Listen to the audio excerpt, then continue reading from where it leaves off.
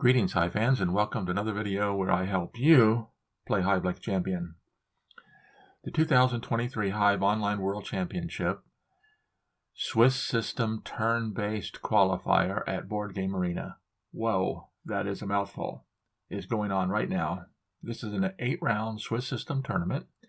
The top 6 qualifiers, or the top 6 finishers in this tournament, will receive invitations to the World Championship invitation-only tournament later in the year. We were very happy that 138 players registered for this tournament. Of course, there's going to be some dropouts. There usually is, but those dropouts are kind of to be expected. So we're going to be broadcasting and recording as many of my games as possible, not because they're the best games, because they probably aren't, but because I'm most familiar with them. And hopefully you'll be able to learn something from each of these games. This is round 1. I'm playing Mr. Mango 504, a player that I have never played before, somebody that I wasn't familiar with, but he ended up to be quite a good player and extremely good competition in round 1. So let's go ahead and get started. You're going to notice also something new that Dave Dyer has set in place at BoardSpace. When you're recording, right down here there's a little number sign. I have it set to display the last 2 moves. So as you see, move 1, move 2. Both players open with ladybugs, which is very common. White followed with the queen. Black followed with the queen, choosing a Z, what I used to call a Z queen formation. After discussion with current world champion Joe Schultz, who is the author of the book Canon of Hive Groundwork, and he has his second book of the trilogy in the works right now, Canon of Hive Opening Theory, we've determined that we should call this not a queen formation, but a queen orientation. So I'm going to try very hard to switch to that terminology. So this is a Z queen orientation. I followed with my first ant, and then my opponent followed with a mosquito. Also, you're going to notice I'm going to display the shoe designation. My family just recently got over COVID. We're all feeling a lot better, but I have this lingering cough, so I've just put a cough drop in my mouth, so you may see me sucking on this cough drop for a while. I'm going to start displaying the shoe designation. That's the standard Hive Opening Encyclopedia designation. And shortly I will have a printed version of shoe available. I've made some changes to it from the original version after using it during the World Championship tournament last year. A few things that I've learned. So here's the shoe designation.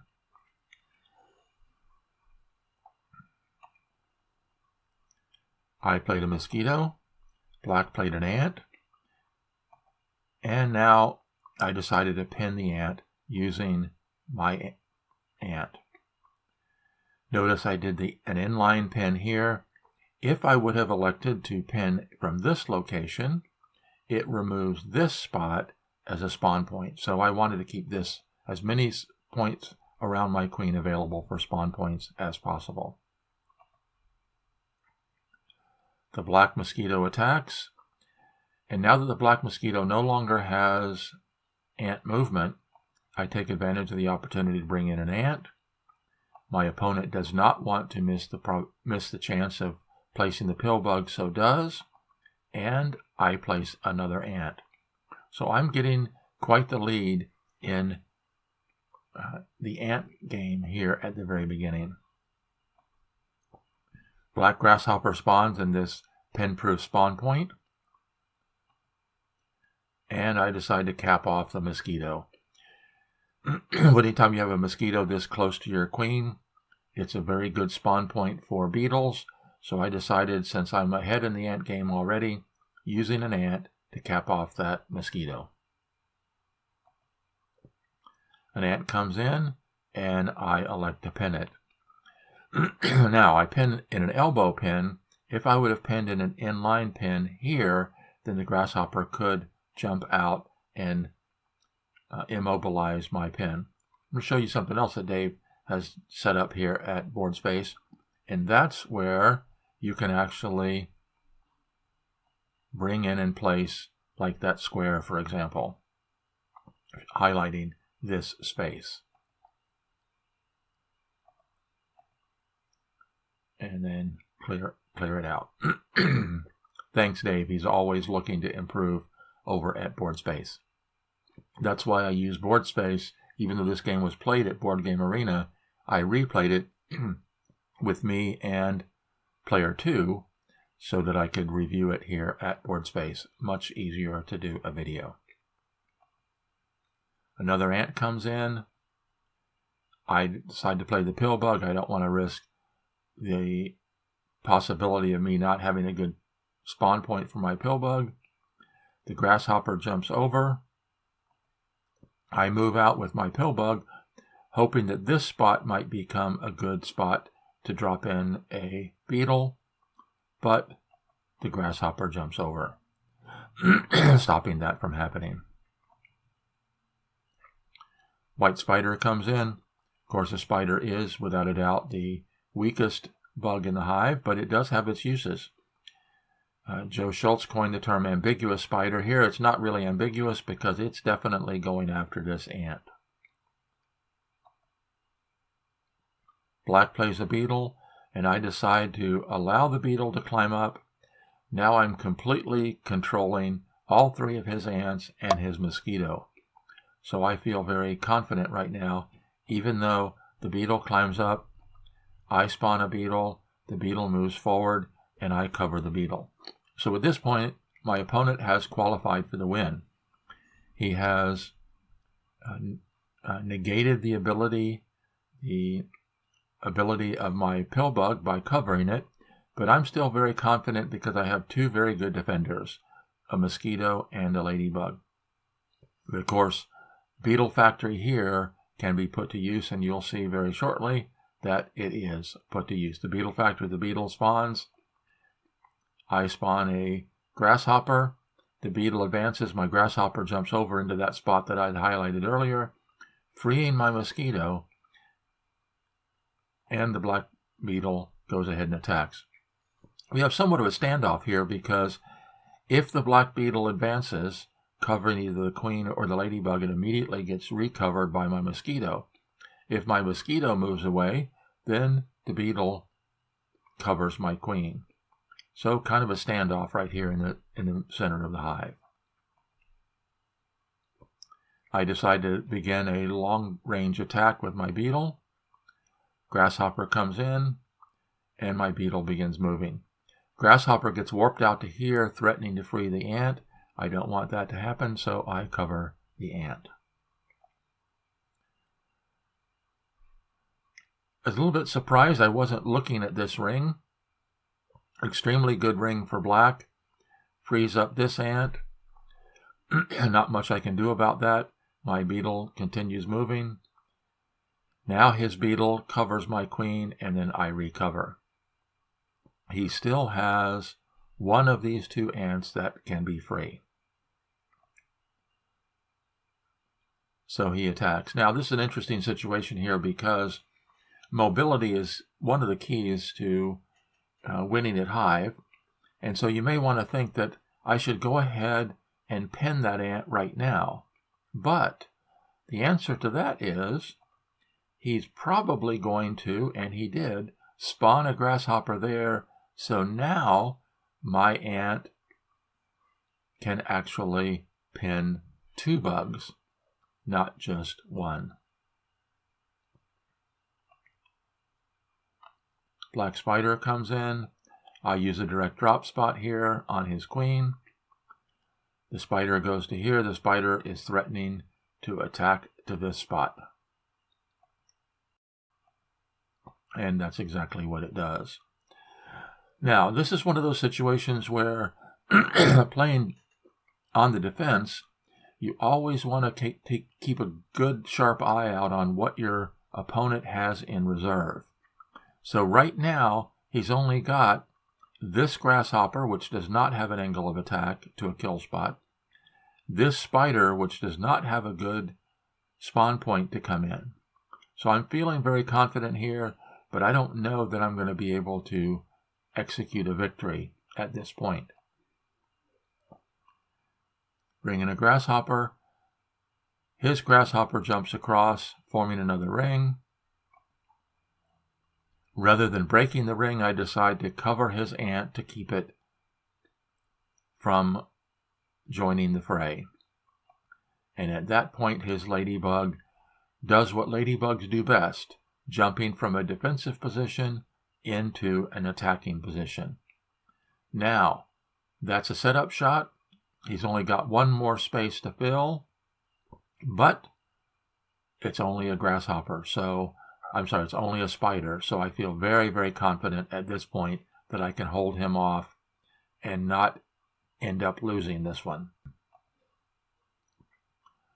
Bring a grasshopper in. Ladybug jumps out. My ant shifts over. Still hasn't gained anything, has not been able to put a situation where that spider can come in with an angle of attack. So the ladybug moves in, freeing the mosquito. I form a ring, and this is a very interesting situation. I'm working on a book called Ring Theory, and I've looked at a term here, and I call this a concentric ring, or partially concentric ring. Notice the ring here is these 6 bugs, but you've got an outer ring here, so that any one of these black bugs moves does not break the ring. So my grasshopper and my ladybug are both going to be free. And of course, when my ladybug is free, that vacates a kill spot, which is good for me. Mosquito goes out, keeping ant power, keeping that one ant pinned. Grasshopper jumps out. Mosquito pins the other ant, and I decide to pin the mosquito. So now there are 3 kill spots, only 1 mobile bug, 1 bug in reserve. So this is one of the key things that you want to learn how to do as a Hive player, is always be counting bugs. Now, I don't really know whether I have the ability to get enough bugs to win, but I'm very confident that I'm not going to lose this. I pin the ladybug. Last grasshopper comes in.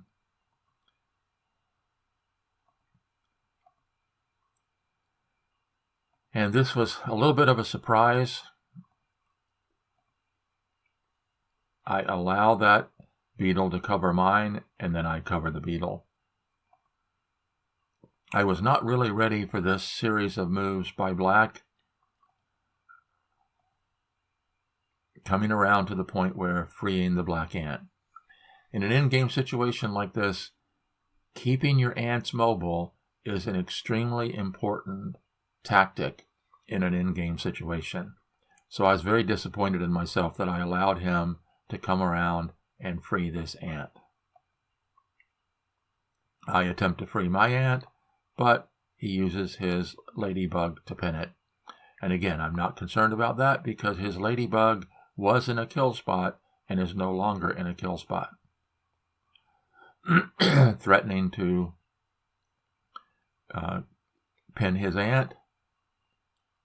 His ant moves out there. And this shows the flexibility of a ladybug. Watch the series of ladybug maneuvers here. Again, he's freeing a second ant, which is really, really not good. But I'm able to use the spider to pin one of the 2 ants. And he pins my ant. Again, ants are very critical in a situation like this.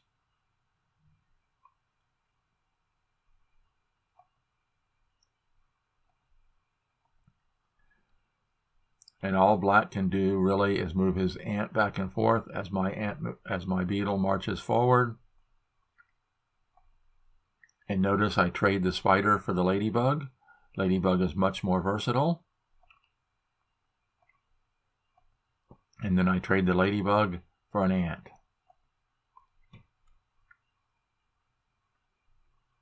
Very instructive series of moves there. Notice how we took the least mobile bug, the least flexible bug, the spider, traded it first for a ladybug and then for an ant.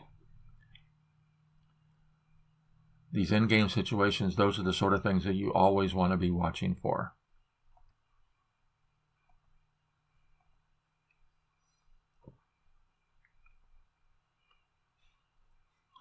Again, a partially concentric ring.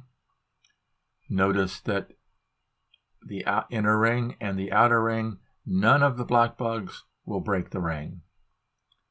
So my grasshopper will jump over, going from a defensive spot to an offensive spot, leaving my ant free. And then here comes the beetle march. I didn't really have a plan, a real plan at this point. And so if you notice, my beetle gets all the way out there and then decides to go somewhere else. And I was very happy at this point because this is a turn-based game, but both my opponent and I ended up online at the same time so we could play it live, because 130 plus moves played in turn-based may not have met the time requirement for this round. My ant continues moving forward. My beetle continues moving forward. And here I made a mistake. I was planning on my pillbug being able to move over and get into position to defend my queen. And his beetle did cover my beetle, freeing my pillbug. But then I recovered. Now, this is an in-game situation that is very, very critical because it is very important to keep your ants free. I made the mistake and set it up where this black ant could gain its freedom, but my opponent did not take advantage of that mistake. And I was able to jump over with a grasshopper, keeping that ant pinned, even though it is in a kill spot.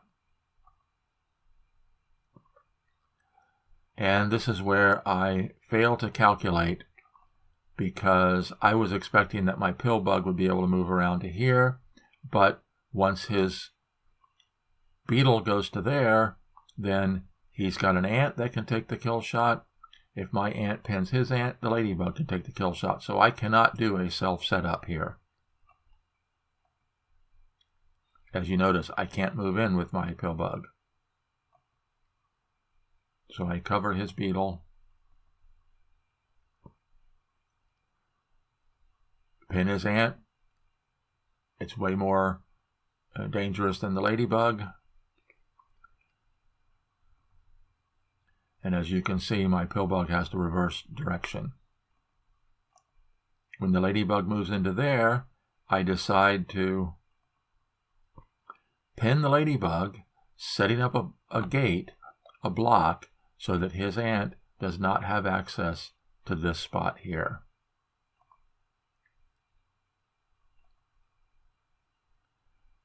Now there's a possibility that my pillbug can get into there and warp my queen out. But he's not having anything of that. Forms the ring, forces me to shift the pin over to the ladybug, and he goes in, taking the setup shot with his ant, but again, there's no black bug available to take the kill shot. So I cover his ant, he recovers, and now my pillbug begins its march back, looking for the opportunity to warp that ant out. And that's exactly what I'm able to do. Covering the ant, immobilizes the ant, and now either one of these black beetles move, it's going to free something.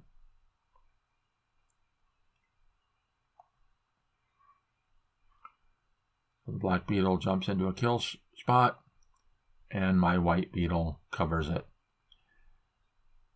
We're 181 turns in. I'm beginning to think that I might have an opportunity to win, but I'm still have to be very, very careful that I don't end up making a mistake and allowing my opponent to win.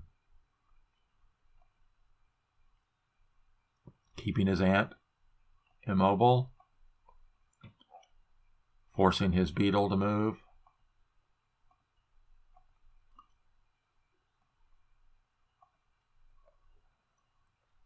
Now notice the hop around, keeping his ladybug immobile. My goal is to get out here with the grasshopper, freeing my ant.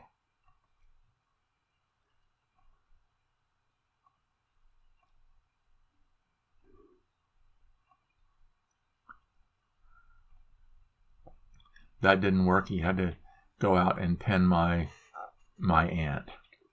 But I do have a free ant here, a free grasshopper here, and the two beetles. So the question is, am I going to be able to maneuver around to force this victory? So my ant caps off where this beetle is to keep his ant immobile. And all he can do is just move back and forth with his beetle while my beetle goes on a long march up to the attacking position. So at this point, I was very, very confident, but still wondering for sure whether I was going to be able to get enough bugs into play to execute the victory.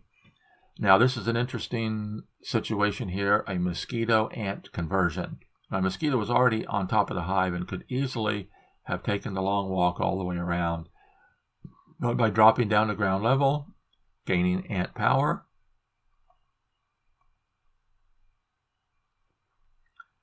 it's able in one fell swoop to swing all the way around to here, pinning this ant and freeing this spider.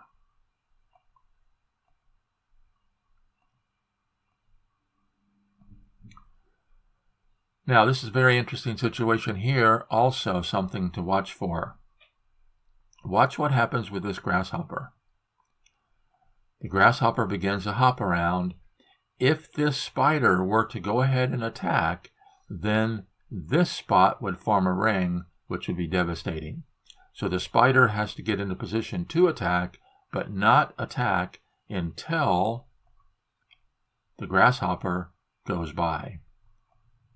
Now the spider can go in to attack. So now the question is, am I going to be able to fill 3 spots and win the game? I'm in pretty good shape here because I have an ant and a mosquito with ant power, but both of them are pinning opposing ants, which is very dangerous to let them free. My grasshopper jumps into a kill spot. Another very informative situation here. This spot here is going to be the difficult spot to fill. I can very easily fill this one with this ant or with this mosquito. The mosquito could, if time were not an issue, the mosquito could go to here, climb to here, jump to there, and then take the kill shot here. But throughout this entire situation, black is threatening my queen. So I have to be extremely careful. My mosquito comes to here, gaining ladybug power that can jump to here and take the setup shot. If the black ant, of course you don't want to use this black ant because it's already in a kill spot, but if the black ant pins the mosquito, then my ant can perform a fill, and again, nothing can stop the mosquito from coming in. Black doesn't Black is one tempo behind. So the ladybug goes into there, mosquito to there, ant takes the setup shot, but one tempo is all it took, and my ladybug jumps over. I love the ladybug. That's the bug that was introduced the year that I won the World Championship. So, given the choice of using the ladybug to take the kill shot or anything else, I'll use the ladybug every single time. So that's it. 249 moves. It was a very, very thrilling game. I hope it was beneficial to you.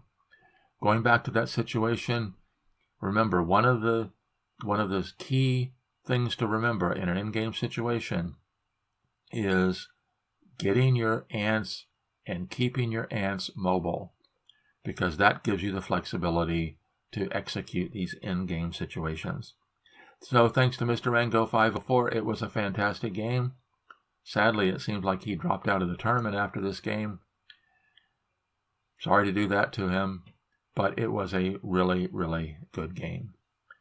So, be watching for more videos. I'll be recording games in the later rounds. Hopefully, I'll be one of those top 6. But we don't ever know. I may end up playing in the BoardSpace Open as well. So until next time, thanks again for watching. As always, I am here helping you play Hive like a champion. Check more videos here. Check the links down below. And if you haven't already, click that subscribe button, ring that notification bell. If you've got Hive playing friends that aren't familiar with my channel, make sure you send them a link recommending me. Thank you very much. Until next time, this is Randy Ingersoll signing off.